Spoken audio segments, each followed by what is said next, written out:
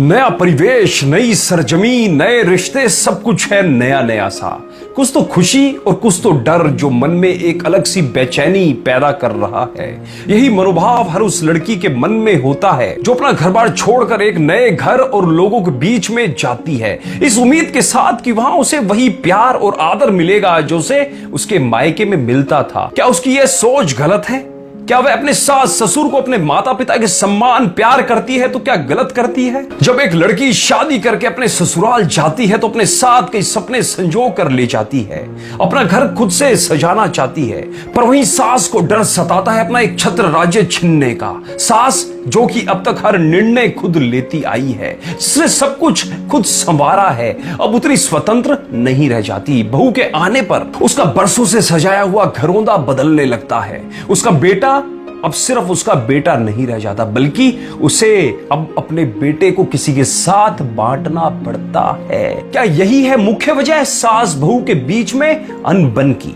क्या इसी वजह से भावना का अपने पति से तलाक हो गया? भावना जब शादी करके अपने ससुराल गई तो उसने भी अपना घर अपने तरीके से बनाना चाहा, पर वह यह कर नहीं पाई क्योंकि उसकी सास शीला यह बर्दाश्त नहीं कर पाई कि उसका बेटा उसके अलावा किसी और से भी प्यार कर सकता है। भावना रहती तो थी दिल्ली में अपने पति विवेक के साथ, पर हर रोज उसकी सास इलाहाबाद से फोन करके विवेक को भावना के खिलाफ भड़काती थी। माना कि भावना से गलती हो जाती थी, पर क्या उसकी सास को उसे समझाना नहीं चाहिए था? शीला ने ऐसा कभी नहीं किया, बल्कि जो उसने किया उससे विवेक और भावना का तलाक हो गया। शीला ने अपने आप को सुपीरियर साबित करने के चक्कर में अपने बेटे का घर बर्बाद कर दिया। विवेक भी अपनी मां शीला की बात सुनकर भावना के साथ अभद्र व्यवहार करने लगा था और उसे मारने भी लगा था। ऐसा नहीं है कि हर सास शीला जैसी होती है, कुछ सासें अपनी बहुओं के लिए उसकी मां से भी बढ़कर होती है, पर अधिकतर घरों में सास बहू के झगड़े अनबन रहते ही हैं। तो क्या इसके पीछे हमारा कर्मों का प्रतिफल है?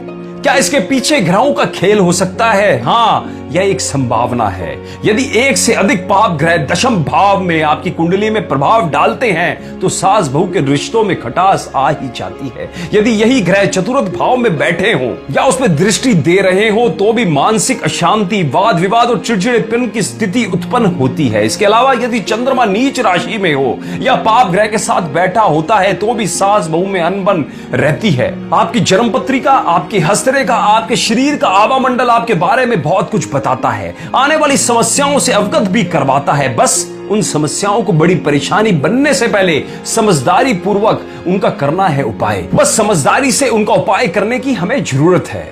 वास्तु शास्त्र के अनुसार अगर अग्नि कोण यानी दक्षिण पूर्व का कमरा यदि बहू का हो तो यह भी सास बहू की अनबन का कारण हो सकता है। दक्षिण पश्चिम दिशा डोमिनेटिंग कॉर्नर है वास्तु के अनुसार, इसलिए उस जगह का कमरा हमेशा घर के बड़ों का होना चाहिए। इसके अलावा अगर उन दोनों के कमरों की दीवारें गहरे रंग की है तो भी उनका रिश्ता प्रभावित रहता है। रसोई घर की अलमारियां काले रंग की बनवाने से बचिए और कूड़ेदान को उत्तर पूर्व दिशा में मत रखिए। ज्योतिषीय उपायों के साथ साथ अगर घर में वास्तु शास्त्र का भी ध्यान रखा जाए तो स्थिति बिगड़ेगी नहीं। साथ ही साथ रोज धैर्य लक्ष्मी की उपासना जरूर करें।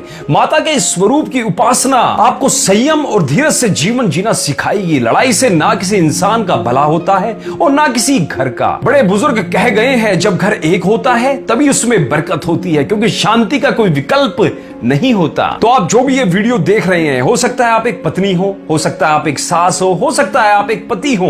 यदि आप इन समस्याओं से घिरे हुए हैं तो ये वीडियो आपके लिए अवश्य काम आ सकता है। और यदि आप चाहते हैं हमसे पर्सनल कंसल्टेशन लेना तो आप हमसे ये नीचे दिखाए गए नंबरों पे फोन करके पर्सनल कंसल्टेशन भी ले सकते हैं। और इस वीडियो को अपने सभी दोस्तों के साथ, रिश्तेदारों के साथ शेयर जरूर करिए। हो सकता है उनकी भी अपने सास के साथ या बहू के साथ अनबन रहती हो और इन उपायों को करके हो सकता है वो भी अपने जीवन को खुशमय बना ले। धन्यवाद।